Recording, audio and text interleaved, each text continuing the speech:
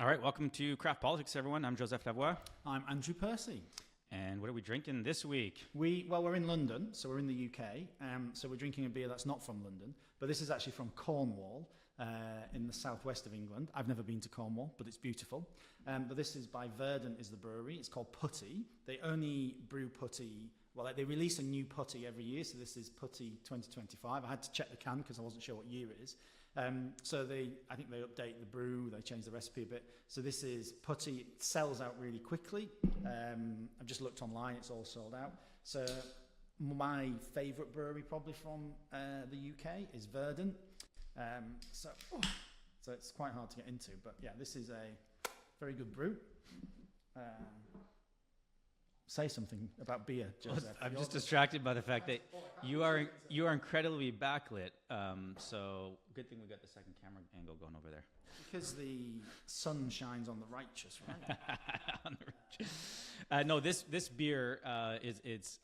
You actually had one last night. So I had one last night, but it is a treat every year to try and get your hands on this particular brew because every year, it sells out so quickly, but it's also incredibly delicious. And so this one's no different. We had a preview of it last night, but keep both for myself. Cheers. Okay, so we are in London. We're going to get to London stuff in just a second, but to London stuff. London, UK it means stuff. English, British UK stuff, politics. We are, but of course, I think we should just quickly touch on yesterday was the French debates for the Liberal leadership campaign.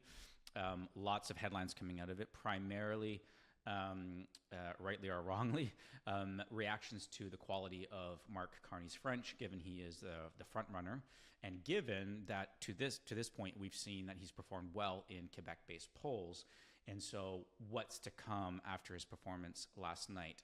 I've watched snippets. I confess I did not watch the entire debate because I have better things to do with my life than spend 90 minutes watching that thing. However, I did watch bits and pieces of it, and his French is what you would typically expect from an Anglophone who is well briefed on the language, but doesn't sound natural.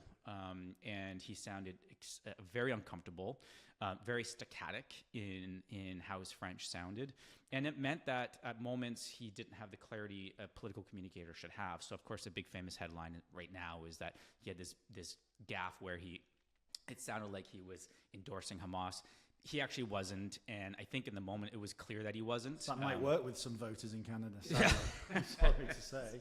But so my take is on this that everyone's gotten really excited about his performance in the polls and how the Liberal brand has had a bit of a bump as a result of him coming in the race, or alternately as a result of the Trump stuff.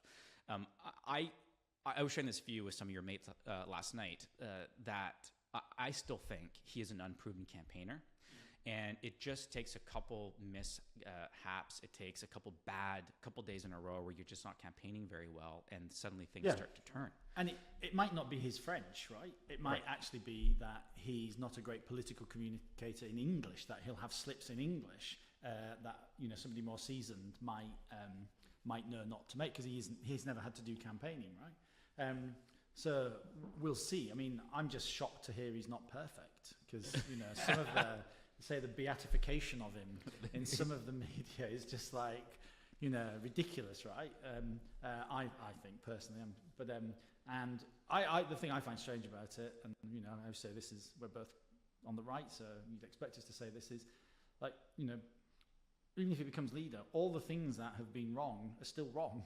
It's like, but it's obviously, you look at the polls, it's like, oh, well, that means everything's gone then. It's like, no, the housing issues are still the problem, the crime. My takeaway on this is, for those paying attention to this, yesterday was a critical moment. If he continues to have moments where he's just not campaigning particularly well, this is where, hey, on the other side, someone who has been campaigning for the better part of the last 20 years of his career may outperform. But we'll see. The polling is interesting, right? That it's still kind of. I think it was Eric Grenier who's giving, which is a really good podcast. The numbers, this 75% chance of a Conservative victory. That you thought, it's 75%, but that's down quite a lot. Yeah. From it was basically a 96 or 98%. I think it was that. Anyway, so but as quickly as it's changed in the last 10 to 21 days, it can also go, or it can continue to go. Well, yeah. It's still this is yet to be written. Yet to be written. Yet to be written. UK politics. Yes, so I think it'd be good for our listeners to get a sense of, so we are in London, obviously recording this as we talked about, but we are here and we have got two really interesting interviews that we've teed up. One with Lord Wharton and one with Simon Hart. We'll get into those interviews shortly, but I think it'd be useful for you to talk about, give us a primer on what's happening right now in UK politics and why these two interviews were set up. Let's do it the other way around. So the two individuals, Simon Hart came into Parliament the same year as me, 2010, left in 2024 in different circumstances. I chose to leave. But Simon was the chief whip under Rishi Sunak's government. So the chief whip obviously is in charge of party discipline, the whole managing the parliamentary party. Anyway, has released his diaries in a book called Ungovernable, which is the first chief whip to release their diaries because the General Convention is chief whips don't. So it's getting quite a lot of pickup because some of the extracts from his diary are a little bit salacious, shall we say? Spicy, shall we say, yes. Sensitive Canadian ears may struggle to understand this, right? So that's really, and he's a good mate as well, and so the book is launched this week, so we're going to the launch tomorrow night. So we've got him on. And then the other one is James Wharton, Lord Wharton now, Baron Wharton of Yarm, who was a Conservative MP between 2010 and 17, but importantly ran Boris's leadership campaign in the beginning phase with the parliamentary party after he'd departed the Commons. But so he's given us a general talk through on British politics, because of course UK politics has had this big change. This Labour government came in July of last year, massive majority in Parliament, despite only winning just over a third of the vote. And then on the right of politics, you've got this thing which will sound familiar, which is the Conservative Party was trashed in that election into one of its worst results, if not worst result ever, but certainly in modern times. Lost 200 MPs, retained official opposition status, but the Reform Party, which is Nigel Farage, people may know him, he's the leader of, which came out of the Brexit Party, and before that UKIP, the UK Independence Party, has been eating both the Conservative and Labour vote alive, eating it for lunch, and is now leading in quite a lot of the opinion polls. So you've got this division on the right, which sounds very familiar to in Canada, different in some ways, but familiar. And so UK. And the other thing that's familiar to Canadians will be that, and Lord Wharton gets into this with us, is that if these numbers were to hold in an actual at the ballot box, you'd have really for the first time in the UK a three-party system. Part of three-party, yeah, because depending on where this ends, the polling at the moment in many of these. Reform could be the biggest party, could be the second biggest party, there might be the third party, but with 100 plus MPs. So this is an existential threat probably to the Conservative Party, but interestingly to the Labour Party, because Labour have plummeted about 10% in the opinion polls since the election last year. So they've lost a third of their support already. Which is insane, because they won in July, right? So it hasn't been that long. No honeymoon. But it was a loveless landslide, right? People wanted rid of the Tories because we'd been in and we'd been fighting ourselves. It was a soap opera. And the Prime Minister, Keir Starmer's figures, net favourability are now worse than Rishi Sunak's when he got trashed at the election. But they're also taking a lot of vote from traditional Labour voters in Labour heartlands. So real state of flux in UK politics. But if we're going to talk about some of the issues at the moment, I think there's one we should pull out today, because I think this links to Trump and to the US and everything else is happening, is the Labour government here has just reduced foreign aid spending, announced today it's reducing foreign aid spending to 0.3% of gross national product. 0.3%. 0.3. When David Cameron came in, the Conservatives, in 2010, we had a pledge and we increased it to a record percentage, which was 0.7% of GNP. So it was the highest aid budget ever. I got a lot of stick from a lot of Conservative voters for that. They didn't like it. A couple of years ago, I think it was under Boris, we reduced it temporarily to 0.5% of GNP. And Labour opposed that, and I remember them saying lots of terrible things about us for doing that. Well, today, they've just announced it's going down to 0.3%, and they're going to move that money into defence, into the defence budget, and increase defence spending to, I think, 2.5% of GDP. So the UK is one of the very few countries that hits the 2% threshold for NATO, about 2.2 or 3 at the moment, I think, and that's going up to 2.5. So the thing I find most interesting about this is, one, the rank hypocrisy of, and Labour's manifesto was to increase it to 0.7% again.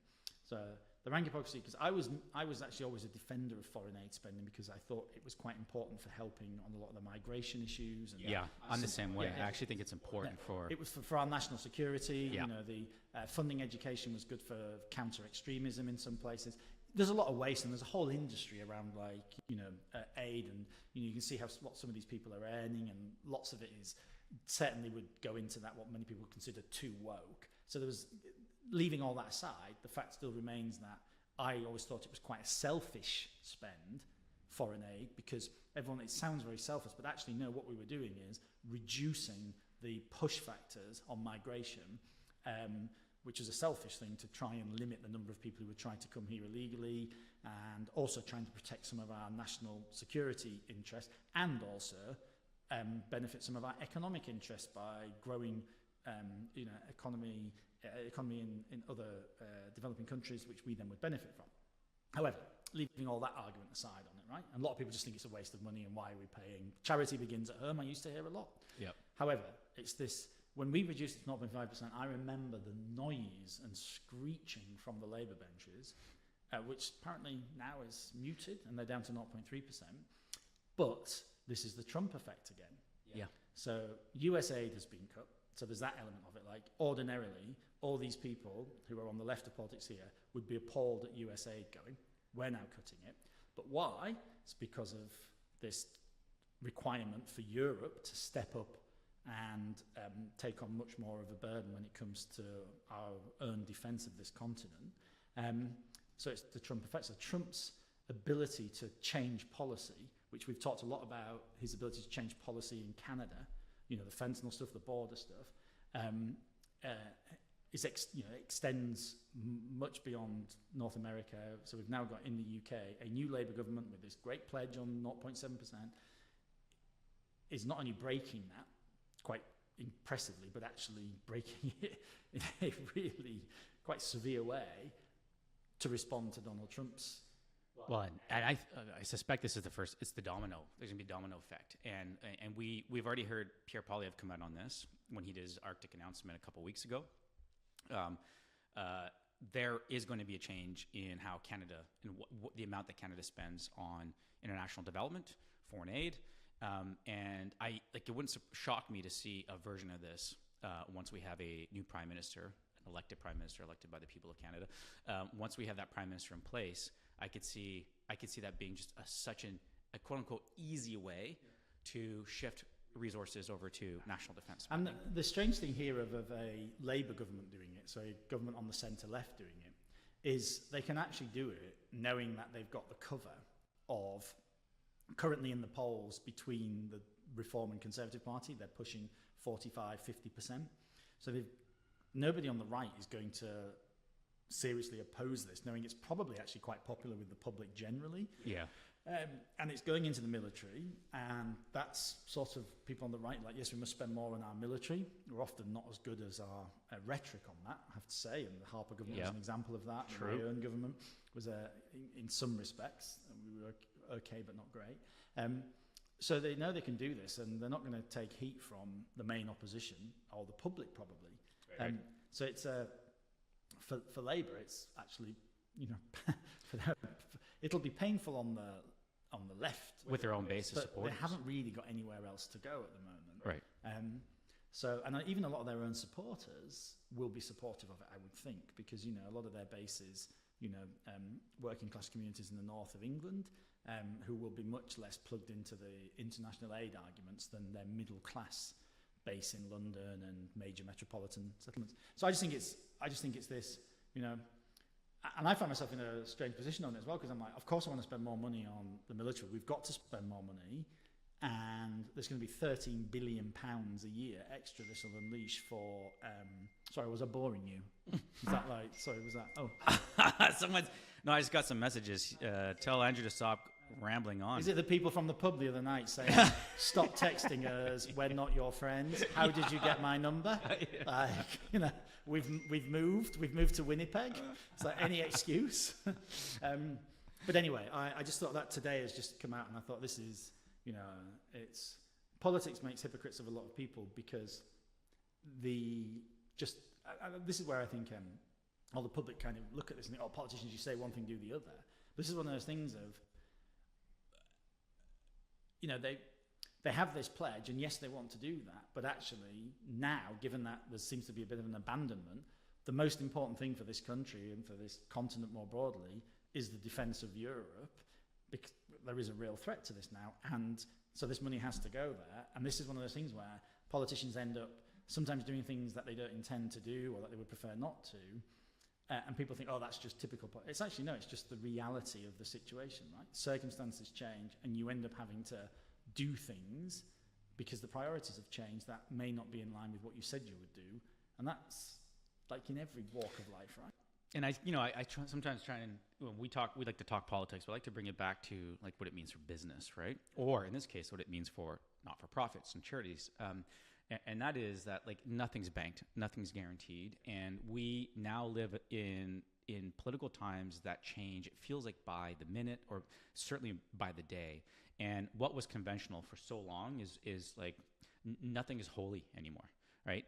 And so you have to invest some time, I think, in scenario planning, identify the potential risks, and I think this is going to force a lot of organizations in the international development space to look at ways of generating new revenue flows and redesigning their businesses. Is that frustrating? Yes, but unfortunately, that's the only option. So this is just, you know, but this goes to the point of, you know, whether you're in business, whether you're not, whatever, you have to proper, as you say, scenario plan and have your relationships and your ducks in a line for when this kind of stuff happens. Yeah. So if you are a charitable organization, a not-for-profit right now in the international development space, you got to start planning for the assumption that this is going to happen everywhere else. So Canada's going to do the same. This is coming. It's coming Canada's way. And I think it could come even if it is a Liberal government in that crazy scenario, because they're going to have to find cost savings somewhere, and they're going to have to demonstrate to Trump that we are matching on other things. Yeah, and Canada has so far to go on defence, right? Yeah. So where's it going to take it from? Is it going to cut it from, you know, social programs? Probably not. I mean, there'll be some at the edges. Is it going to cut it from, you know, spend that Canadians every day see and feel? No, you're going to go for the bit that is much less. I know, sorry, I drank more of it, so there's some left. You can have the drinks. Have the drinks. You know, an international aid in that respect is an easier fit, because your day-to-day citizens don't feel it, right? Yeah. I still think the effects can be quite bad can be more costly because of those things we talked about at the beginning. However, you want to go for something that's politically popular. It's kind of like, okay, you know, we're going to invest in our brave men and women in the military, and we're going to do that because we're going to have to cut the, you know, sad as the way how to do it, we have to, you know, take from here to invest in our brave girls and boys in uniform. So it's interesting to keep an eye on, because the diplomacy approach that we're seeing from Keir Starmer, I think, is a bit different than what we've seen from other leaders around the world to how they're handling Trump. And so I'm curious to see if, you know, Starmer seems to be much more which is odd because he's of a different political stripe. But Starmer's approach seems to be much more, I'm going to try and woo Trump and meet him where I can and not pick fights. So I'm going to be very interested to see how that plays out for the relationship between these two countries. Totally. You saw the UK not retaliating on steel tariffs. So, you know, made the decision that, you know, because there is that thing of, I suppose there's, and it's weird because if this had been a Conservative government and we'd been opposition, I know exactly what Keir Starmer would be saying about Donald Trump right now. You know, there would be faux outrage, it would be appalling, how dare. You know, I remember when Theresa May went off as the first foreign leader from Europe or anywhere maybe to see Donald Trump after he'd won, the Labour Party were outraged by this. Now he can't get on a plane quick enough to go and see Donald Trump. And, you know, I suppose you know, we talk about that special relationship between the UK and the US. because we are so integrated militarily and so integrated intelligence-wise, but also economically, they're the UK's biggest single trading partner. But also, the US actually has a trade surplus with the UK, as we've talked about before. So for Starmer, it's just a different game compared to others. And, you know, the Europeans have always looked at the Brits as that halfway house between. So it's interesting that he's going to Washington as an emissary of the European Union as well.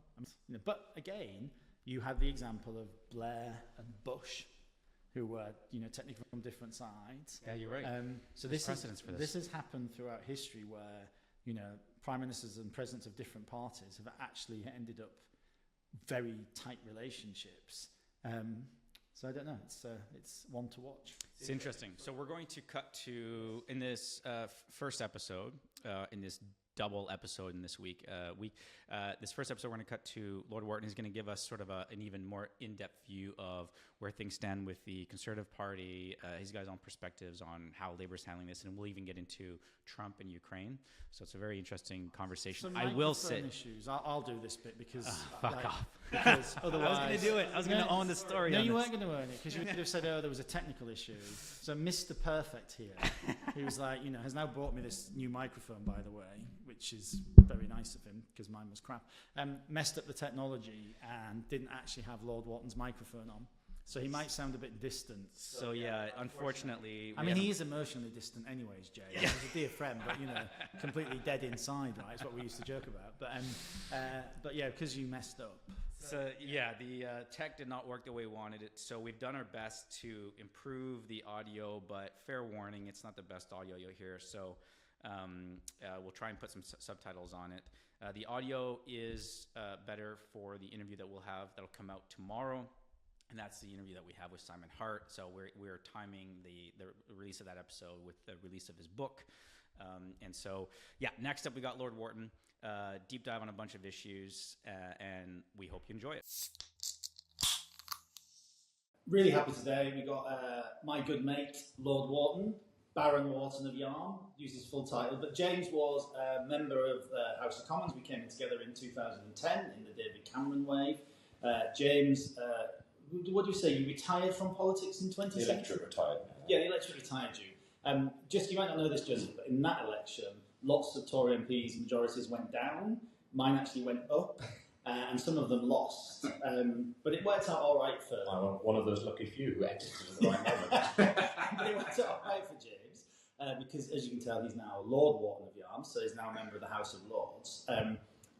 Previously chaired the higher education regulator. I was a minister in the Theresa May and David Cameron government. I actually took over from you as Minister for the Northern Powerhouse, another job you were happy to pass on to somebody else, right? I'm always pleased to see a job well done by a worthy successor. But it's also very dry. More importantly, though, for the purposes of today, well, actually not more important for the purposes of today, but you also chaired Boris's leadership campaign, which I'm still waiting for the book to come out. But anyway, we've got James on today because we're going to just have a quick look through and talk through kind of British politics. Some of our listeners in Canada might not be able to relate to this, but where the Conservatives don't really know James, but in Canada have been like 20 points ahead, although the polls are a bit mixed at the moment, for a very long time. Obviously, that's not what the British Conservatives can claim. So, quick overview where we are in British politics. Tories got a massive shellacking in July in the general election. Down to 121 seats, almost record low, I believe. Now currently languishing at third in the polls. The resurgent. So this might sound familiar to Canadians actually. A Reform Party is eating the Conservative vote alive. A Reform Party led by Nigel Farage. So how dangerous is this for the Conservatives? What's your view on where things are at the moment? I think it is. I mean, it's a period of real uncertainty in terms of the political dynamic. So, as you sort of point out in your introduction, we have an unpopular Labour government, we have an unpopular Conservative Party, and we have a seemingly relatively popular insurgent Reform Party. And at the last election, the Conservatives did incredibly badly, but actually Labour didn't do that well. It did very well in terms of seats, but its vote share wasn't particularly high. It wasn't what you consider normally a vote-winning share of the vote. It was like 34%. Yeah, and normally you lose on that. Yeah. So what's quite interesting, I think Reform's up to now, so 27, 28. That's not, or would normally not be, a vote share that would win you an election either. And I don't think realistically it's still very likely Reform would win a general election. The question is what impact they would have, and that's in two ways. How many MPs would they get? So they've got 5 at the moment. They could increase that if things continue on the current path. But also, what impact they'll have in who are they taking votes from and where. And at the last election, I think it's pretty clear that Reform did a lot of damage to the Conservatives. It contributed to the collapse of the Conservative vote in a lot of constituencies. I think the additional votes Reform's picked up, though, there's some evidence they're now coming from Labour. And Reform are effectively appealing to the traditional left-leaning Labour voting, white working class, often northern, in an English context at least, voter. Boris Johnson appealed to them in a way that Conservatives haven't for a very long time when he won a big majority in 2019. They seem to have more or less left the Conservative Party. The red wall, as they call it, has crumbled. And that's ripe territory for Reform. But what I think is additionally interesting about that is that's happening everywhere. We saw it with the AfD in Germany now, the recent elections there. I think we've seen it in some of the rise of Trump and some of Trump's base being from a non-typical Republican base. So there's something bigger going on in Western politics. And arguably too in Canada. That, you know, a lot of the Conservative rise in Canada is from people who were union, blue collar, you know, working class. So it's exactly the same kind of voter coalition being put together there. Yeah, I think the challenge of that is, so if the Conservatives want to do that, you kind of need to find a way to be the reassuring insurgent, which is not easy to do. And given how strong Reform is in its narrative, I think the Conservatives here are going to struggle to claim that ground. Best chance they've got, realistically, is probably to maintain narratives that's worked in many elections in this country for many years, which is you're either going to get a Conservative government or a Labour one, and force the choice. I think to get people to be enthusiastic in large numbers to vote Conservative will be difficult. And that itself is quite a damning statement. That's not a great place to be. Yeah, I mean, and that's always worked for us. I remember the 2015 election. We all thought, James and I both had seats. We'd won off Labour in 2010. We thought the polls were quite close in 2015. We thought we were at risk of losing our seats. And we had this big, you know, all our campaign was, if you don't vote Tory, you're going to get a coalition of chaos, right? And we kept people our way. I tried that this election in the 2 ridings, constituencies next to me, which we won in 2019. We lost by 3,000 votes. In one of them we came third. Reform took like 9,000 to 10,000 votes in each of those seats.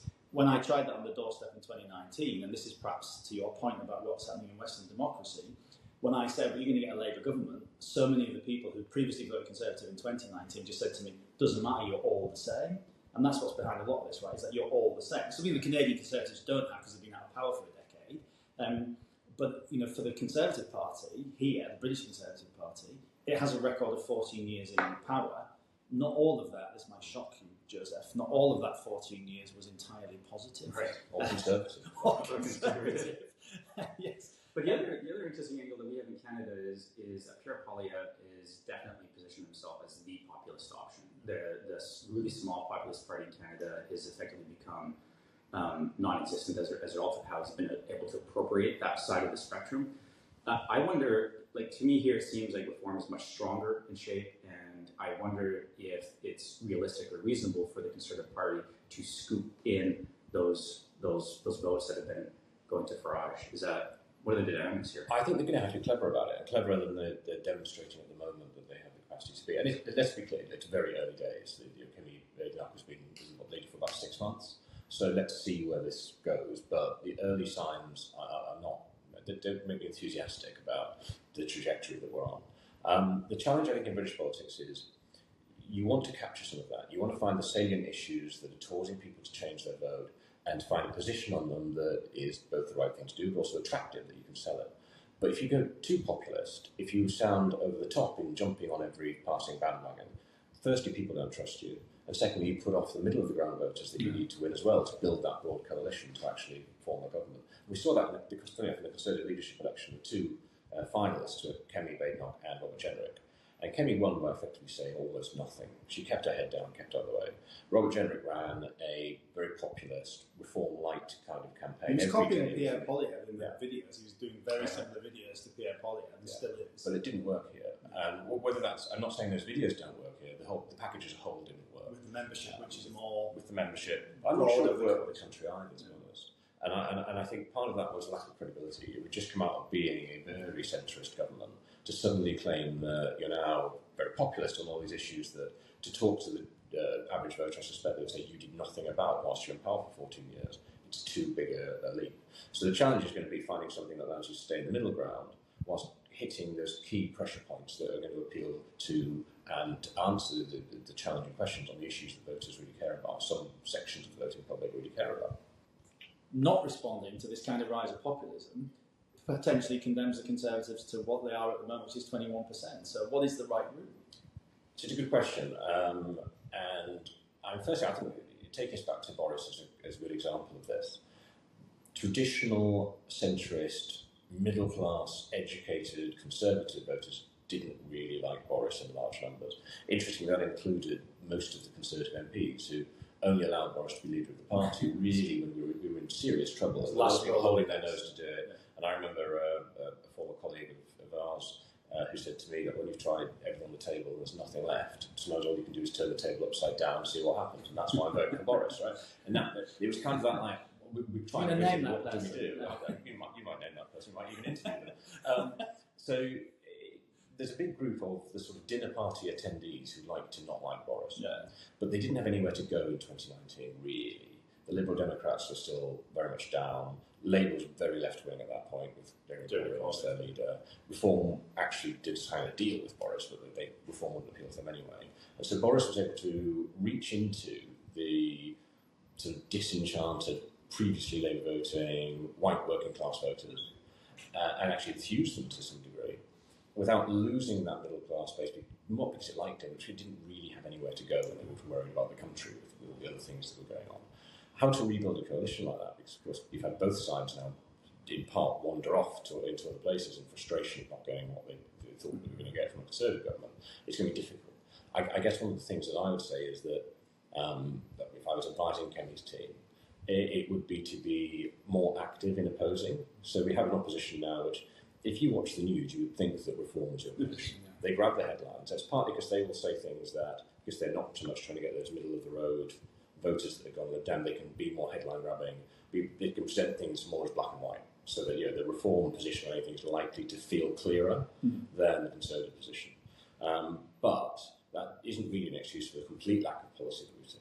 And I think what Kemi's team is do is pick some issues and go out there and have punchy policies that will upset some groups of voters, but will start to get media attention, get headlines. I think we've had one policy announcement, and it was something technical or innovation I can barely remember. These are big issues, and we need big, strong policy positions on them. And I think if they do that without overdoing it, and start to actually do the job of being opposition, that would be a good start. At the moment, voters see Reform doing most of the opposing. Yeah, so what Kemi Bain, not the Conservative leader, actually said here was she likened it to like a restaurant menu, and said you don't make your menu choices 4 years before the visit to a restaurant. And this is her argument for not coming out with big, bold policies at this stage, which, and to some extent, you can see the rationale for that in the sense that ordinarily, when a party loses government, you know that it's the opposition party that is going to, at some point, rebuild and be the natural choice, because there isn't really a strong third party, because every other time, whichever governing party's lost, they've always placed second in the polls and been around 30%, right?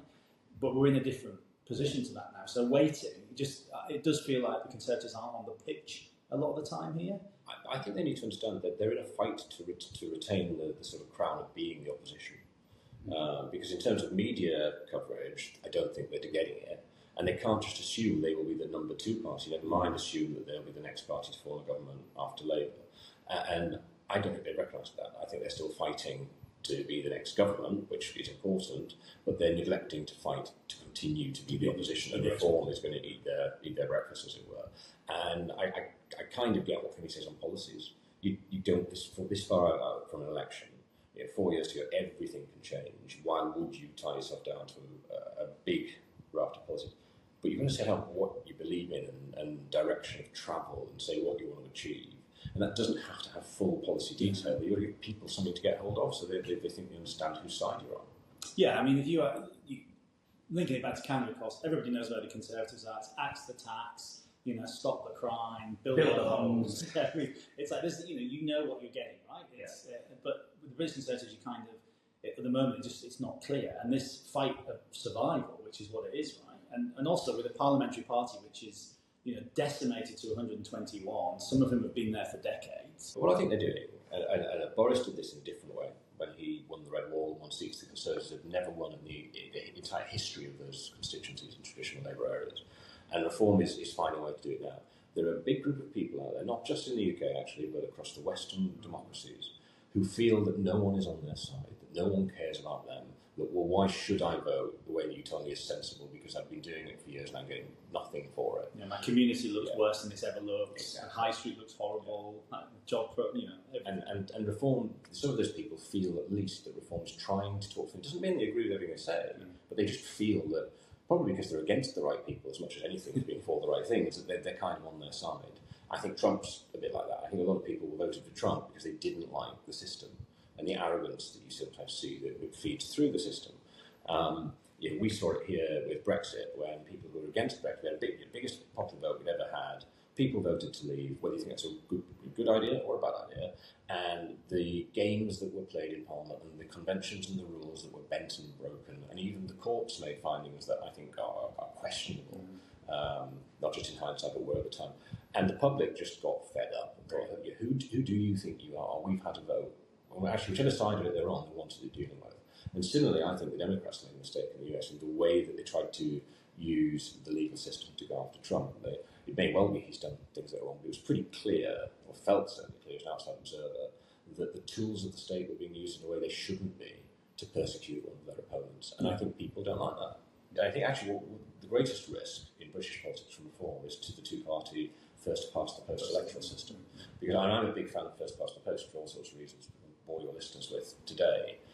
But it only really works with a 2 or at most 2.5 party system, which you kind of had with the Lib Dems. You start to move into a 4 or a 3.5 party system, however you might describe it, you really do start to see the system break down. It becomes very hard to justify such big majorities and small vote shares. Well, and what we see in Canada is there's usually a ceiling for Conservatives, because at least the way politics shapes up in Canada, because three-party system, well, more than 3, but there's really 3 national parties.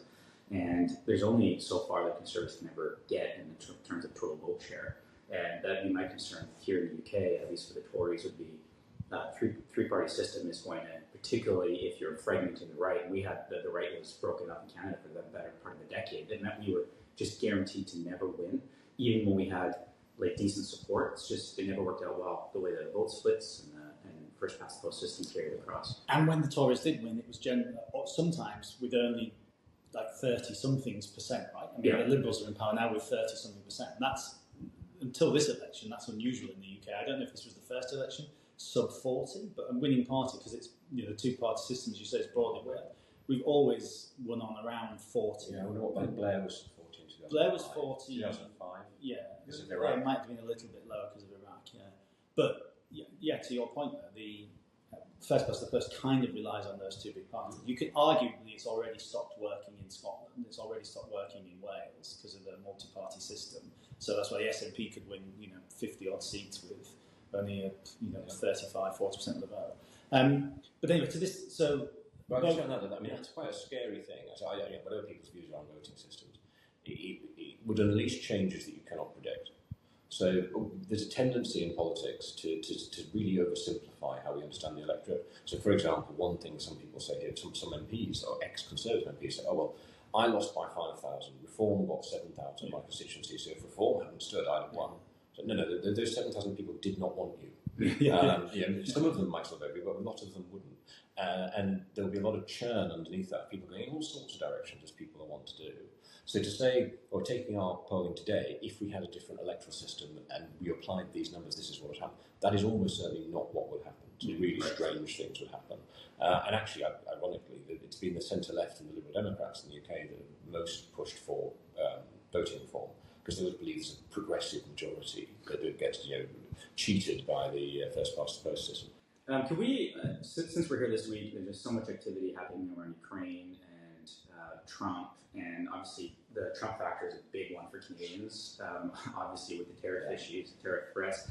How is Trump being felt here? How influential is his approach to diplomacy, bilateral relations, or, even that's maybe a stretch to call it bilateral relations, but how much of an impact is he having in his first 100 days here? So that's I less than in Canada. He hasn't targeted us particularly. He does seem to have a soft spot for the UK. Even when he's talking about problems with the EU and how dreadful the EU is, he said, "Oh, the problems with the UK, but we can solve those," or whatever it is he said. He's kind of got a soft spot for the UK. Well, his mum's from the UK, right? And he's always been a massive Anglo and he loved the state visit. Yeah, he loved it, yeah. And Like, loves the Royals. Starmer's about to offer him another one, and apparently Starmer's going to get him invited to stay at Balmoral with King Charles. So they're rolling out the red carpet again to try to sort of play his ego as best they can. It doesn't mean there aren't big issues. You could struggle to imagine two politicians actually further apart than Sir Keir Starmer and Donald Trump. The most impactful thing he's doing, I think, in terms of British politics is on Ukraine at the moment. And that is quite concerning because, if nothing else, it's destabilising in terms of there's been a direction of travel, whether it was successful or not, whether you agree with it or not, where the West has been pulling together to some degree to support Ukraine. That appears to be at risk. And he appears to be putting a lot of pressure now on President Zelensky to hold, I think his plan is to be going to hold an election. I'd be interested whether he'd win that. I mean, quite possibly not. I don't know the real views of the people of Ukraine, but I can't imagine Zelensky is hugely confident when, otherwise he wouldn't be avoiding it quite as aggressively as he is. And what then follows. And then there's this really interesting thing of he wants $500 billion worth of mineral rights, which I think is slightly overblown. And I've got a theory on this, but maybe I'm talking nonsense. It might actually be, were they to give it to Trump, were they to agree to give him this huge sort of slice of the pie, as it were, of Ukraine, it's the one thing that Putin might understand. So Putin, I think, looking at Trump, would say he doesn't care about Ukraine. He is not going to take it to Ukraine. I think Putin, looking at Trump, he cares about money and power and resources in the same way that Putin does.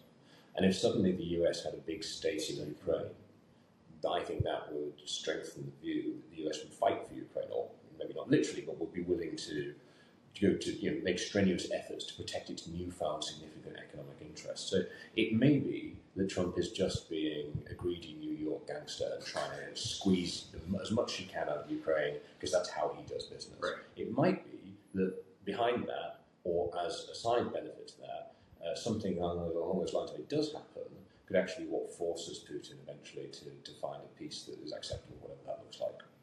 This is the thing we've discussed before about Trump, which is so absolutely infuriating. Like on the Canada tariff stuff and the whole like Governor Trudeau and the 51st state, and we're going to make it the 51st state. I mean, this is just, it's nuts. But yet, behind all of the nuttiness, all of a sudden Canada is addressing the fentanyl issue, which is an absolute outrage as a newcomer to see it there. You've been here in London, we just don't see it here, right? He's forced us to address the border issue in Canada. So every time he does these kind of utterly crazy things, there is always kind of, there's something behind it. A bit with, in the Middle East at the moment, the craziness about the Riviera, the Gaza Riviera and all the rest of it. All of a sudden now, we're seeing Hamas being much more compliant, more hostages being released for a very long period. So it's this whole, all of this, the unpredictability of him, which is the essence of Trumpism, right? Of just, you don't know where it's going to go, actually, can potentially be brilliant in the sense of, I don't mean Trump is brilliant because he absolutely isn't, but there is, what's that thing about a stopped clock is right twice a day, right? Yeah. It's a bit like that. Yeah. Because it's so up in the end, you don't know where it's going to land, you can actually end up with an outcome which you're like, oh, actually, wow, that's... Well, you're seeing it on now commitments about increasing share of GDP spending on defense. I think too much of the Western world has just banked on a free ride for so long, and for 70 it's taken a bit of a lunatic to come out and reset the order on this. But it's just, I don't know enough about Donald Trump's business history. My perception is this is what he's done his entire life. He makes it so unpleasant to not give him what he wants that people just find a way to mitigate it and make it go away. And he's had mixed success in business, but he's obviously been much more successful than I have. And credit to him for that. But I suspect this is how he does it. This has been the way he's lived his whole life. It's a kind of aggressive, slightly over the top deal-making style. And the problem with it in the context of being the president and effectively leader of the free world is that it works until it doesn't. And what do you do when it doesn't? Yeah. So maybe we'll never find out. Maybe nothing too serious will go wrong and he'll get his way on lots of things and it'll pass. it could get really badly wrong, though, wouldn't it? Very quickly. Yeah. Well, it's going to be interesting to see how the differences play out. So the Canadian approach has been, dollar for dollar responses on tariffs, right? You hit us hard, we'll hit you just as hard back, and we'll equalize. It seems like Starmer's taking much more of the, let's see if I can woo him, keep him happy, let's just not take him on head on, and it'll be interesting to see how the different approaches play out in the next 6 Which I find fascinating. Starmer could not be more the polar opposite. Starmer wants to be close to the European Union, not the US. Starmer is a managerial, civil servant type politician, very opposite to Trump. But we'll see if he does it. I mean, fair play to him. It's probably the right tactic from a UK point of view. Yeah, I mean, I don't think it's the wrong tactic. I just, it's the amusement of, had we been in government doing this, how the Labour opposition would have been about Trump, as they were when Trump was in power last time. They were, Mandelson was, so rude, our foreign secretary, so, and they're all now backtracking differences. Although, actually, there is a cautionary element here, though, for reform, of course, because if you look at the polling, it's only, I think, just half, or maybe just under, it's around 50% of their voters have a positive view. It's only about half have a positive view of Trump, which is, and you've seen Nigel Farage, who's a leader of reform, distance himself from Elon Musk on some of the Tommy Robinson. Tommy Robinson is a far-right activist in the UK, who I think reform sensibly should have nothing to do with. He's distanced himself from Trump on the Ukraine stuff. So it is actually potentially one of the threats to Farage and to the rise of reform is how the Trump stuff plays out. It is. I think it could cut both ways. It also becomes it could become a kind of coming of age thing for reform, that they're growing up into a sensible party and able to do things like say, no, we don't agree with that, not just follow what Trump's been saying. And actually, sometimes leaders, to demonstrate they are the leader, want to take positions that you don't expect them to. So I'm not saying that's what's going to happen, but I think it can work to Farage's benefit if he plays it right. And the Tommy Robinson thing, I think, plays well to Farage. Farage will actually, whenever he's asked about Tommy Robinson being in what was UK or what's reform, he is absolutely, I've never wanted in this party, I would never allowed it to happen. It's quite helpful to him, because some people like to accuse him of being far right. Yeah. And so actually having someone on the far right that he can slap about publicly and say, look, I didn't want him, did I, does him a favour.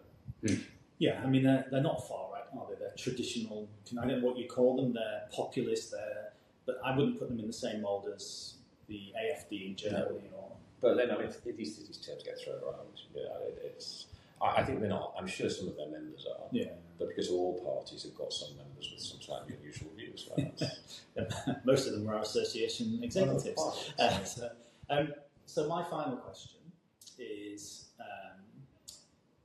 from me. I don't know if Joseph has any more, but mine is Conservative Party 21%. Looks like it's pretty bad. To use your analogy of a former colleague, is it time to turn the tables, throw everything up in the air again? Would Boris be able to abate this? I don't see a route back. Well, not a clean route back for Boris, so I think it's going to happen. I think Boris is still popular. I don't think Boris is popular with, we're talking about this kind of like middle-class dinner party attenders, but then I don't think he ever has been. But he has an ability to get airtime and cut through that others do not. When a politician is on the TV, most people reach for the remote to change the channel. Yeah. Boris gets an extra 15 seconds, yes, and he delivers a message on that. And that's all you need a lot of the time if you've got a good message. So there would be a route by which he could win. I'm not saying he's not damaged by his time in government. However, even the route for him to come back is quite hard, not least because if I was leader of the Conservative Party, the one thing I wouldn't want would be Boris coming back into the parliamentary Conservative Party, except no whose job they were after. It's funny with Boris because that when I went to see him, you got me the meeting, if you remember, when you were running his campaign. You said we all had to come in one by one. So I went to see Boris, and I did say to him, I once said on national TV I wouldn't put Boris Johnson in charge of a duster, let alone the country. You've always been too honest for your own good. Yeah, that was James's advice to me, was stop telling people what you think. You do so much better, you progress so much more. If you could just keep telling people what you think. Do you think such unpleasant things? Yeah. I think good things for the people I used to represent. But anyway, I went into that meeting, of course, and then came out and voted for Boris in the leadership campaign because of just that, his ability, which is so strange considering he speaks Latin, he speaks Greek, ancient Greek, he's, Eton educated, everything that a factory worker or a power station worker in Goole you would think would be against. In the same way they used to not be all that convinced on David Cameron, but for some reason, Boris's ability just to understand what drives those people. I mean, I had a lot of steel workers in my patch. Boris just got steel, that we had to make steel, and spent a lot of money saving the steel industry in my patch. And it's strange for somebody with that background to just be able to connect, and just the way he can do it as well, which is why this middle class dinner party, Andrew coming out. It is, yeah. I want to say it. Yeah, I don't want to say it, but I can see how Boris's return would be a net positive for the Conservative Party. Whether it would be in the long term, I don't know, but certainly on some of that reform stuff, you could definitely see him abating some of that, just because inexplicably in many ways, considering there is so much that's just not good about how Boris does business. He can just connect. I mean, I saw when he came to visit in my constituents, just his ability to just interact with people. And people who even before said, I'm not a big fan of his. And then once he's done his interaction with them, there's very few politicians, very few who can do that. I mean, Starmer isn't in that category. Whether Kemi is, time will tell. But Farage a little bit, but nothing quite on that scale of Boris. Totally agree. It's bizarre. I have one final question. It's totally off topic. I have our audience sometimes writes us with notes to say we didn't understand what Percy told us because he'll use some random expression we've never heard of. So for our audience that is learning about the different accents that are here on the Great British Isles, how does your accent differentiate from Percy's? I'm posher northern person. He is posher northern, but he's a Teessider. Yeah. So I'm a bit further up the coast, but I don't have a thick Teesside accent. No, you don't. But you have a lilt. You have a Teesside lilt. Absolutely. But you don't have the n and the of my flat vowels down in Hull. No, my parents wouldn't let me do that. Although Teesside and Humberside, so Humberside, which is East Yorkshire, North Lincolnshire, where I'm from, they're very similar communities. So we had very similar kind of areas we represented. So our people kind of same profile. People in our area think very similarly. Same political trends. Same political trends. Yeah, weirdly, both Humberside and Teesside were places that just trended strongly to the Conservatives under Boris, very pro-Brexit, former, and still industrial. But my accent is better. We kind of just discovered this as new MPs when we were elected, talking about issues and how our areas we thought felt like, and we realised that the people we represented kind of felt the same about a lot of things. And I guess that's one of the reasons we became friends, because it wasn't his personality. I was just drawn to James's money. That's it, right? He's got to have money, right, with that accent. You've got to say he is posh northern, but still northern, of course, it's actually fascinating explaining to people in Canada how just having a northern accent says so much about you, right? And people just, you'd often get a certain type of person in this country who's just, when they realise you say something insightful and intelligent, which I do quite regularly. It comes as a surprise. Yeah, it comes as a surprise. Not because it's from me, but because of the accent, I think, right? Well, the funny thing is in Canada, everyone thinks he has a posh accent. This is going on in Canada, I don't want to be rude. Awesome. Well, thank you so much for coming in. We appreciate it. I really enjoyed it. Thanks a lot, James. Thank you.